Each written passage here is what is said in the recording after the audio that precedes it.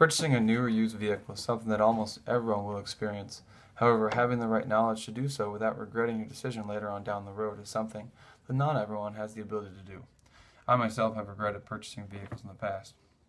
I have also known many people who have purchased vehicles and later regretted it as well. As a certified automotive technician, I possess a lot of the skills and knowledge needed to purchase a vehicle with confidence, knowing I will not regret my decision later on.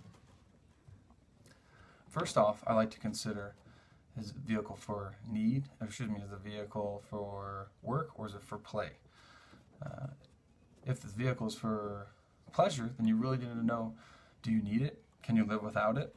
Or is it something that you have the means to afford? If the vehicle is for work, you need to consider, is it practical to your needs? Will it fulfill all your needs? Is it cost effective? Simple vehicles to consider for examples of this is something the difference between a BMW vehicle and a Hyundai. BMWs are very nice cars, however, they're very expensive to buy and to maintain. However, on the flip side, a Hyundai is a cheaper car to purchase, and they're cheaper to maintain as well. These are things to consider. Secondly, where would you want to buy this vehicle? Do you want to go to the dealership? Do you want to deal with that? You could. To some, it's very easy to have all those vehicles available to them. Just go in and buy it and be done with it.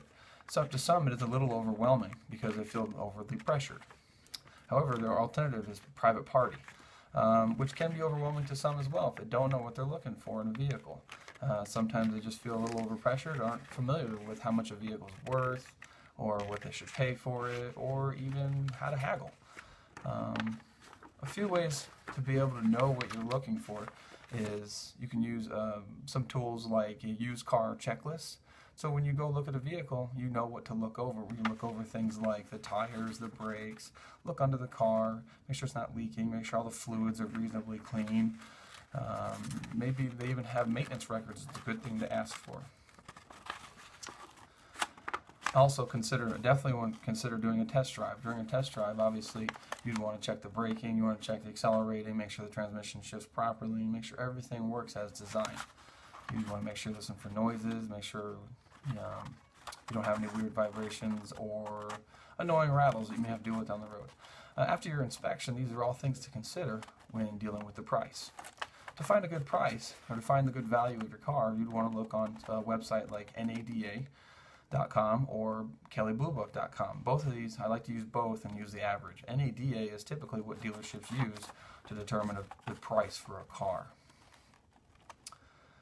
While looking the vehicle over, when you consider what it needs, typically I subtract that from the base value of it. However, keep in mind, no car, no matter what anyone ever tells you, if it's used, is in perfect condition. There's always something wrong with them. So, once it comes down, you've determined how much you're willing to pay for the car after knowing all the needs that it has. You'd want to start by subtracting that amount from your Blue Book value and seeing where the seller is in that. Sometimes it's a good place to start for haggling.